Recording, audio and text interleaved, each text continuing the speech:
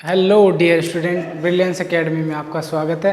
तो हमने कल अपनी जो एक्सरसाइज है वो ख़त्म कर ली थी। उसमें जो दो नोट थे वो मैं दोबारा रिपीट कर देता हूँ एक बार। हमारा जो फर्स्ट नोट है वो ये था,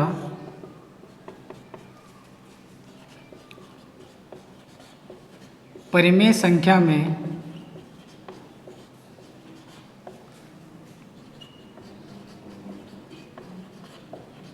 अपरिमेय संख्या को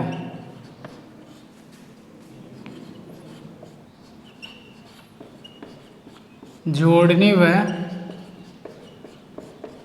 घटाने पर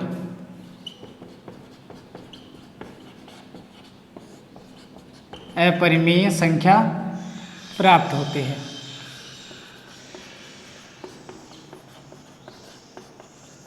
जैसे एग्जाम्पल के तौर पर समझते हैं, हमारा जो परिमेय संख्या मान लेते हैं कोई 3/4 हमारे पास परिमेय संख्या है। यदि इसमें √3 अपरिमेय संख्या को जोड़ते हैं तो क्या आएगा? √3 का जो मान होता है वो क्या होता है? 1.7 ... करके ऐसे इसका मान आगे चलता रहता है। इस कारण इसको परिमेय संख्या में अपरिमेय संख्या को जोड़ेंगे तो क्या आ जाएगा? अपरिमेय ही संख्या आ जाएगी, क्योंकि इसका मान निश्चित नहीं होता। और अनिश्चित संख्या में किसी निश्चित संख्या को जोड़ेंगे तो भी अनिश्चित मान प्राप्त होगा, और अनिश्चित मान प्राप्त होने के कारण क्या हो जाएगी? ये संख्या अपरिमेय संख्या हो जाएगी। इसी प्रकार जैसे 3/4 है, उसमें से ये घटाएंगे तो इसमें से भी अनिश्चित संख्या मान आएगा। क्यों? क्योंकि माइनस का 0.7 ... करके ऐसे अनंत तक मान जाएगा। इस कारण परिमेय संख्या में अपरिमेय संख्या को जोड़े और घटाने पर क्या आएगा? अपने पास अपरिमेय संख्या आएगी। ठीक है। हमारा सेकंड नोट था,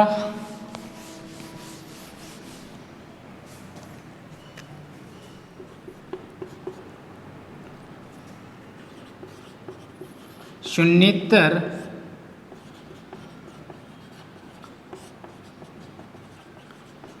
परिमेय संख्या में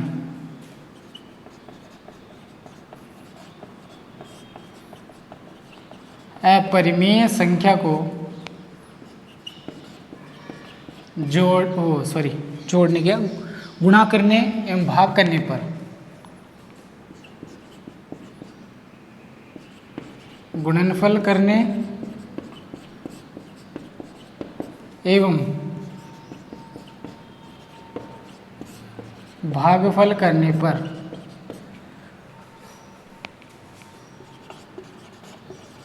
हमेशा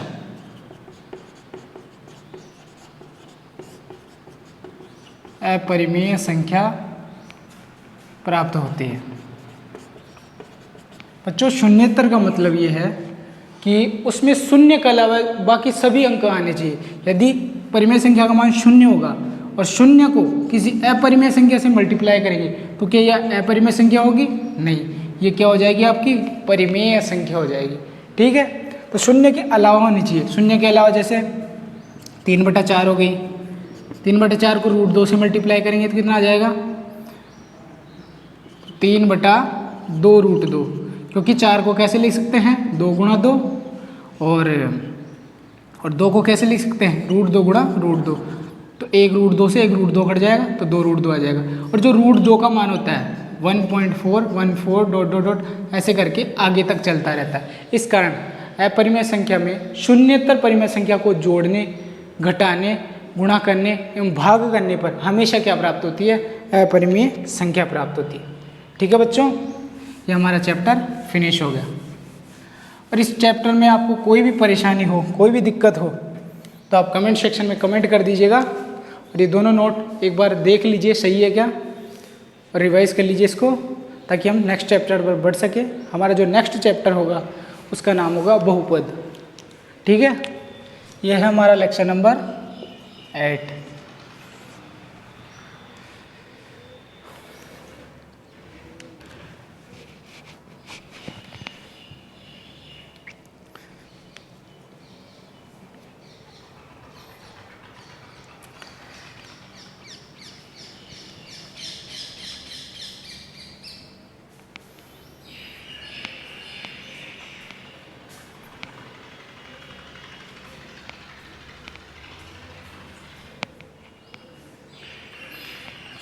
तो बच्चों हम नेक्स्ट चैप्टर स्टार्ट करते हैं, उसका नाम है पॉलिनोमियल, मतलब बहुपद।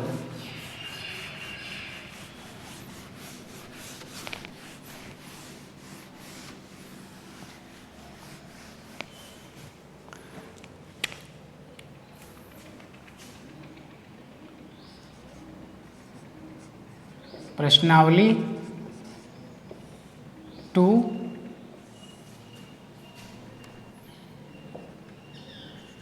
नाम है इसका बहुपद,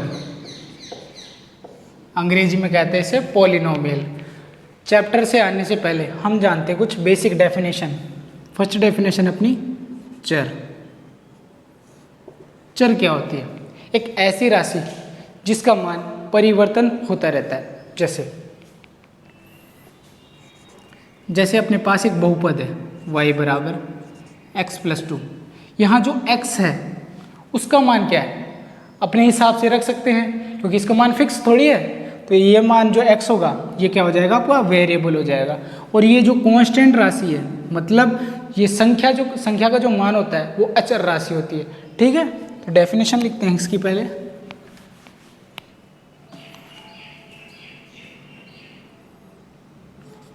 एक ऐसी राशि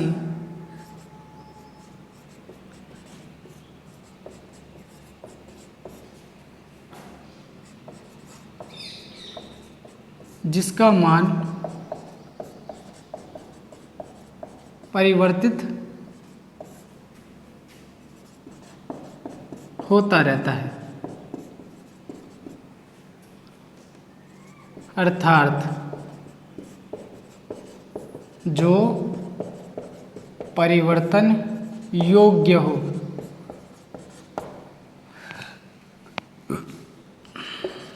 तो उसे चर कहते हैं। अंग्रेजी में से क्या कहते हैं? वेरिएबल।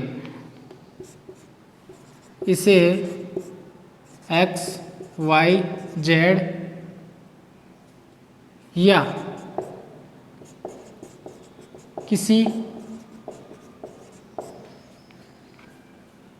अन्य द्वारा भी दर्शाया जा सकता है।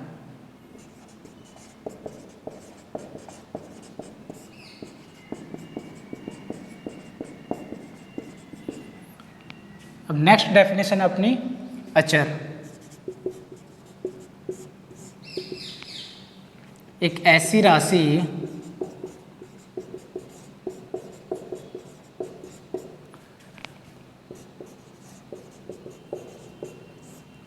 जिसका मान परिवर्तित ना हो, अर्थात जो परिवर्तन योग्य न हो, तो ऐसी राशि को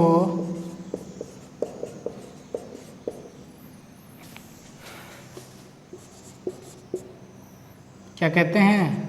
अचर कहते हैं, अचर राशि कहते हैं। उदाहरण के तौर पर लिख लीजिएगा, जैसे 2 किलो, 3, 5, 7 etc। मतलब संख्याओं का मान कभी बदल नहीं सकता। 5 है तो इसको 5 ही लिखेंगे, चाहे छोटे अक्षरों में लिखिए चाहे बड़े अक्षरों में। जैसे 1 ये 5 है, ये भी तो 5 ही है, तो ये मान क्या हो जाएगा? अचर राशि हो जाएगी। जैसे x एक वेरिएबल है। वेरिएबल क्यों है? क्योंकि इस x का मान हो सकता है 1 हो, 2 भी हो सकता है, 3 भी हो सकता है। ये जो वेरिएबल का मान होगा वो इक्वेशन पर डिपेंड करेगा। ठीक है बच्चों, एक बार डेफिनेशन उतार लीजिए, फिर हम आगे बढ़ते हैं।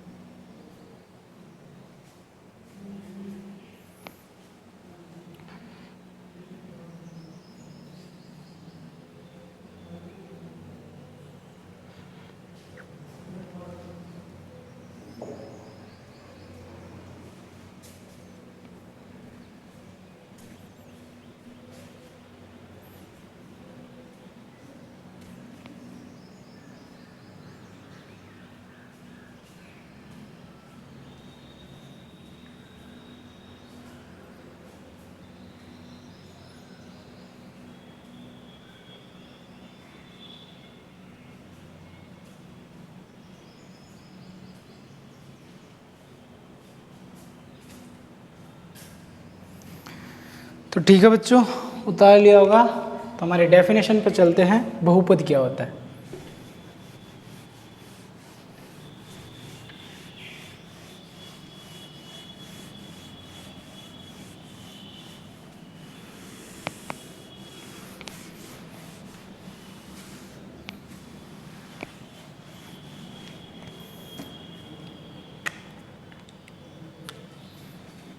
बहुपद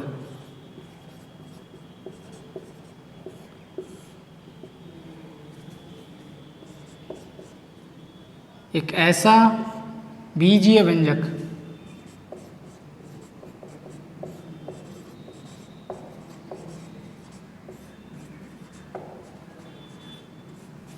जिसमें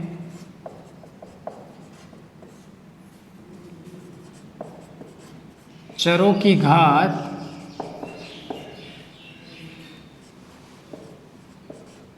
ऋणोत्तर हो, तो ऐसे व्यंजक को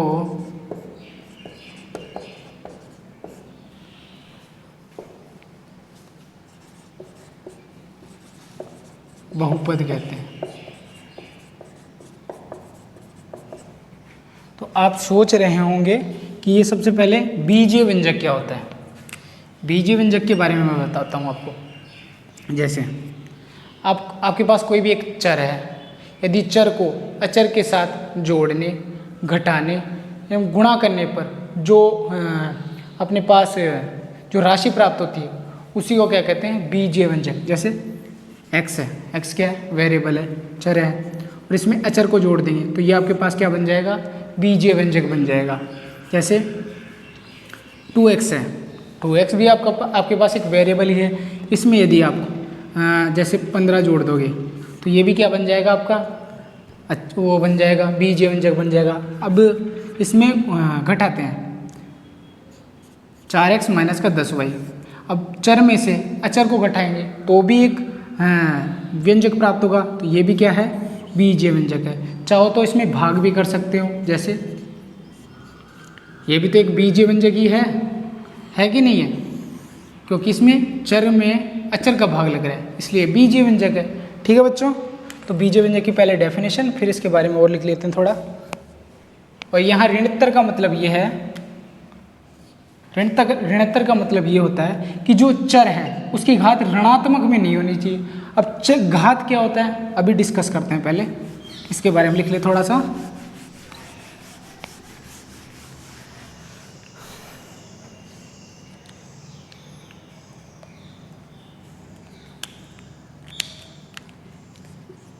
इसे सामान्यतः px से निरूपित करते हैं, और कभी कभी इसको जो पॉलिनोमियल है, बहुपद है, उसको y से भी डिनोट कर सकते हैं। ठीक है, तो हम अगली डेफिनेशन पढ़ते हैं, बीजीय व्यंजक। ठीक है, तो एक एग्जाम्पल लिख लेते हैं पहले। जैसे 2x स्क्वायर प्लस का 2x स्क्वायर प्लस का 2x प्लस का 3, ये आपका पॉलिनोमियल है। और 4x प्लस का 10y, ये क्या है, ये भी आपका पॉलिनोमियल है। और 4y प्लस का 15 मान लेते हैं माइनस का करके, तो ये भी आपका पॉलिनोमियल है। क्योंकि यहाँ वेरिएबल क्या है, y है, इसलिए यहाँ पर y आ गया। यहाँ वेरिएबल x है तो यहाँ भी वेरिएबल x आ गया। तो हम डेफिनेशन में पढ़ते हैं बीजीय व्यंजक। बीजीय व्यंजक होता क्या है,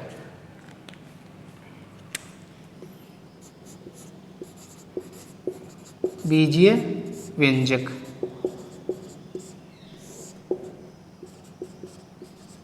एक ऐसा व्यंजक जिसमें चर व अचर के योग, घटाव व गुणा व भाग से प्राप्त हो तो उसे बीजीय व्यंजक कहते हैं।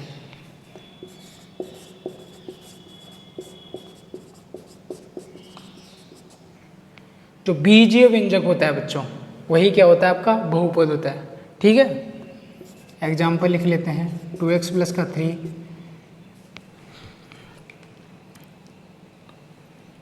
एक मिनट रुकिए बच्चों। It's 8:08 a.m.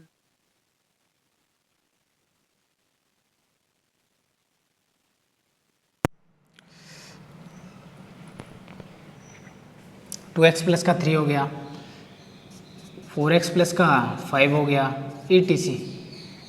ठीक है, ये डेफिनेशन उतार लीजिए और आपको उम्मीद है समझ में आ गया होगा ये। और हमारी अगली जो डेफिनेशन होगी वो होगी बहुपद की घात। ठीक है, घात से मतलब ये है, कोई भी आपके पास जो बहुपद दे रखा होगा उसमें जो वेरिएबल होगी उसकी मैक्सिमम पावर कितनी, वही आपकी क्या होगी, बहुपद की घात होगी। उसे डिग्री ऑफ पॉलिनोमियल भी कहते हैं। ठीक है बच्चों, एक बार डेफिनेशन नोट कर लीजिए।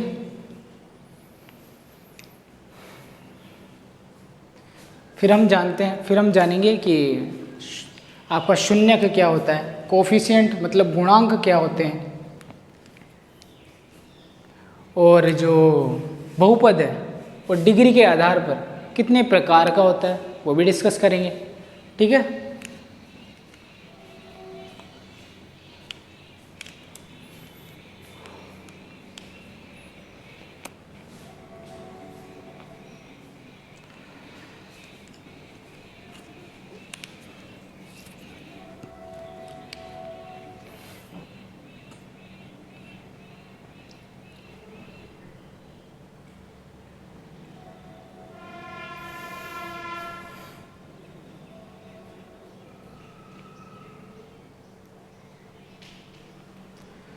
तो चलिए बच्चों अगले डेफिनेशन पर चलते हैं, बहुपद की घात।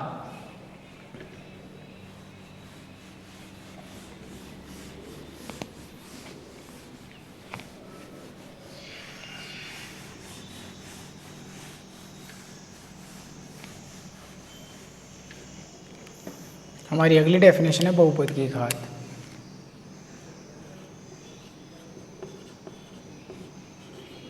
बहुपद की घात, यदि किसी बहुपद में, यदि किसी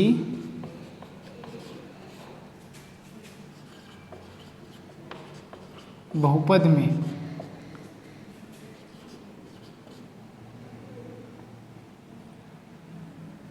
चर की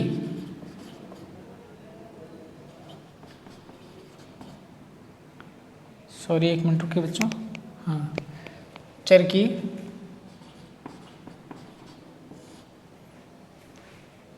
जो अधिकतम घात होती है, चर की अधिकतम घात को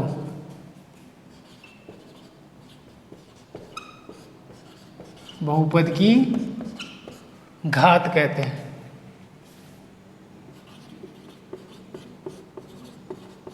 जैसे एग्जाम्पल के तौर पर देखते हैं, जैसे 2x² प्लस का 10 है, ये आपके पास कोई पॉलिनोमियल है।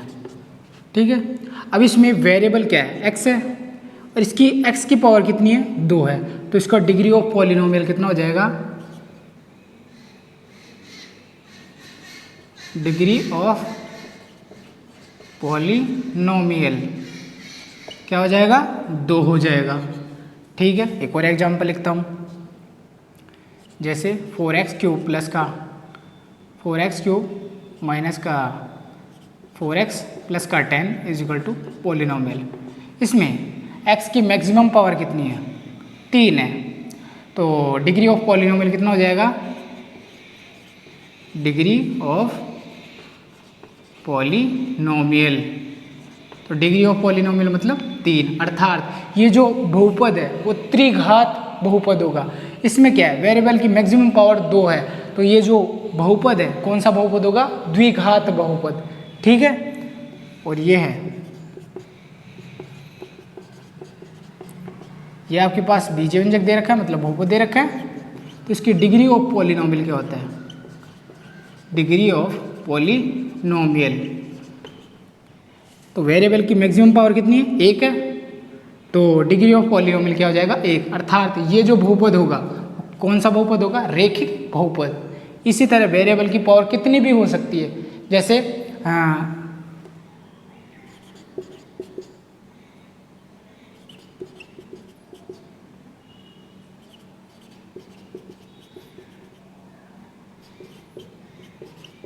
अब इसमें क्या है, इसमें इस बीजीय व्यंजक अर्थात बहुपद में वेरिएबल की मैक्सिमम पावर कितनी है? n है। तो ये कितने घात का बहुपद हो जाएगा? n घात का बहुपद हो जाएगा। तो यहाँ लिख देंगे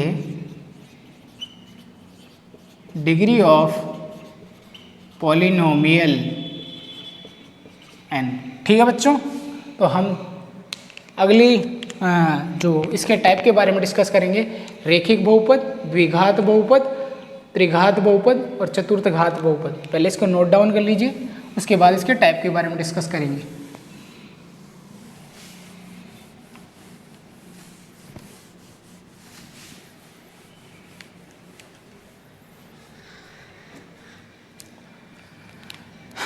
तो बच्चों देखिए, कोफिशिएंट मतलब गुणांक क्या होते हैं। जैसे आपके पास ये कोई बहुपद दे रखा है, ठीक है। अभी इसमें एक्स स्क्वायर की गुणा में कितना है? 2 है। तो ये जो गुणा में है वो क्या होगा? आपका कोफिशिएंट होगा, मतलब गुणांक होगा, ठीक है। और जैसे ही इस बहुपद को शून्य के बराबर में लिखते हैं, जैसे आपके अपने पास एक इक्वेशन है, एक्स स्क्वायर प्लस का 2 है, इसको 0 के बराबर में लिख देंगे। जो बहुपद होगा वो क्या हो जाएगा? एक इक्वेशन के रूप में ले लेगा। इसे क्या कहते हैं? समीकरण कहते हैं, ठीक है। अब इसमें x के ऐसे मान निकालने हैं जो इस इक्वेशन को सेटिस्फाई करते हैं। जो इक्वेशन के जो मान होंगे, अर्थात x के जो मान होंगे वो क्या होंगे? आपके शून्यक होंगे। तो आपको शून्यक भी पता चल गया, मतलब x का वह मान जिससे समीकरण को संतुष्ट किया जा सके क्या कहलाते हैं? शून्यक कहलाते हैं, ठीक है। एक बार उतार लीजिए, फिर डेफिनेशन के रूप में लिखवा दूंगा इन दोनों को, ठीक है।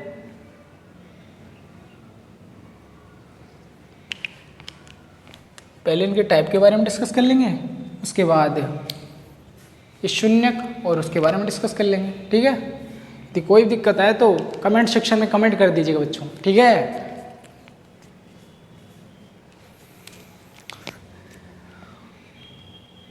तो आगे चले, हमारे टाइप के बारे में डिस्कस करते हैं।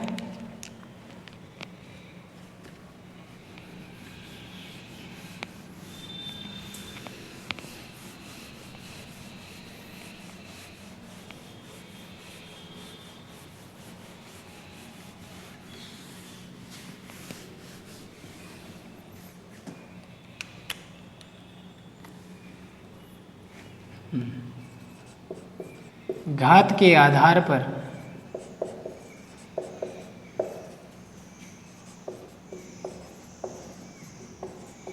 बहुपद के प्रकार। फर्स्ट टाइप है इसमें रैखिक बहुपद।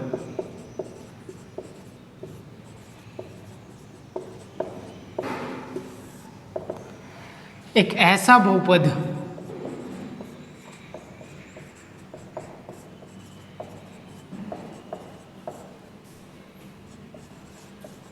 जिसमें चर की अधिकतम घात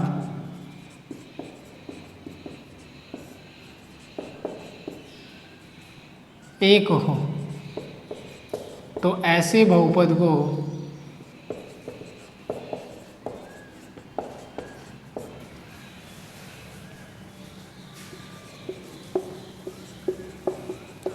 रैखिक बहुपद कहते हैं।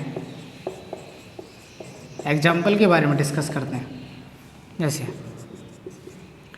ये आपके पास है पॉलिनोमियल 2x माइनस का 5, या x की पावर क्या है? 1 है, कुछ भी नहीं है तो मतलब 1 मान के चलते हैं। तो x की पावर अधिकतम कितनी है? 1। तो ये कौन सा बहुपद हो जाएगा? रैखिक बहुपद हो जाएगा। 3x प्लस 10 ये भी रैखिक बहुपद है। 3x हो गया, 3x माइनस का 5। इस प्रकार मतलब वेरिएबल की अधिकतम घात कितनी होनी चाहिए, 1 होनी चाहिए। तो जो बहुपद होगा वो कौन सा होगा, रेखिक बहुपद। ठीक है,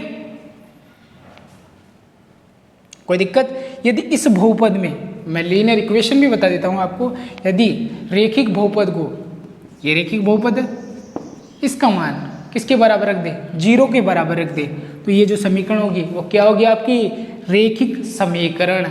ठीक है बच्चों, इसमें भी चर की घात 1 है और इसमें भी चर की घात 1 है, मतलब रेखिक बहुपद ही रेखिक समीकरण हो सकता है यदि उसको 0 के बराबर रख दे। ठीक है, और इसका मान x बराबर क्या निकल जाएगा यहाँ से, 5/2। जो x का जो मान होता है इसे ही क्या कहते हैं, शून्य के कहते हैं, इसे शून्य के या मूल कहते हैं। ये शून्य जो होगा वो इस समीकरण को संतुष्ट करेगा। ठीक है, तो हमारे अगले टाइप पर चलते हैं, वो है आपका द्विघात बहुपद।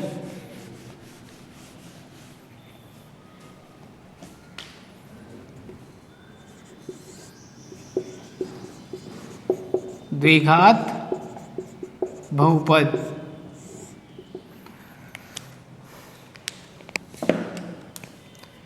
एक ऐसा बहुपद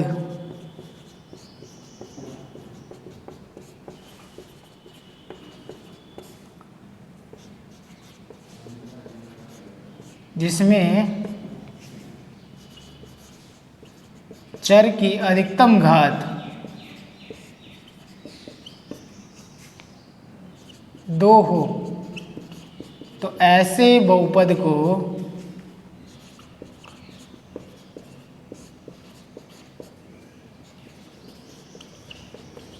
द्विघात बहुपद कहते हैं।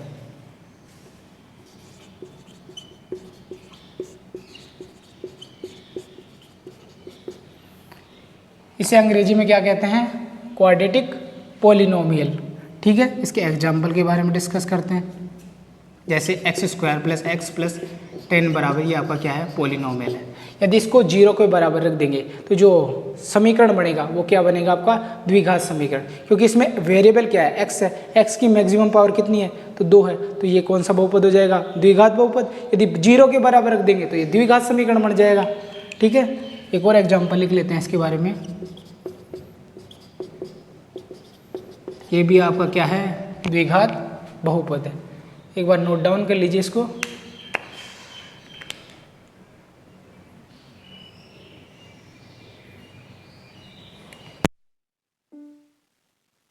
It's 8:21 a.m.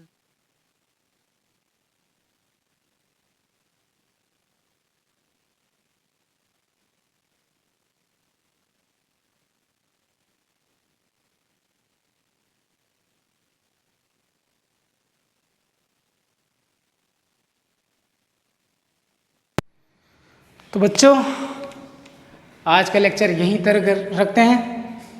यदि आपको इन डेफिनेशन में कोई भी दिक्कत हो तो कमेंट सेक्शन में कमेंट कर दीजिएगा। ठीक है बच्चों, और हमारे नेक्स्ट वीडियो के लिए हमारे जो चैनल है ब्रिलियंस एकेडमी करके, उसके चैनल को सब्सक्राइब कर लीजिएगा, ताकि हमारी जो भी नेक्स्ट वीडियो होगी आप पर जल्दी अवेलेबल हो जाएगी आपके यूट्यूब चैनल पर। और हमारे जो यूट्यूब चैनल का जो चैनल है उसको बेल आइकन पर भी दबा दीजिएगा। थैंक यू बच्चों, राधे राधे, धन्यवाद। It's 8:22 a.m.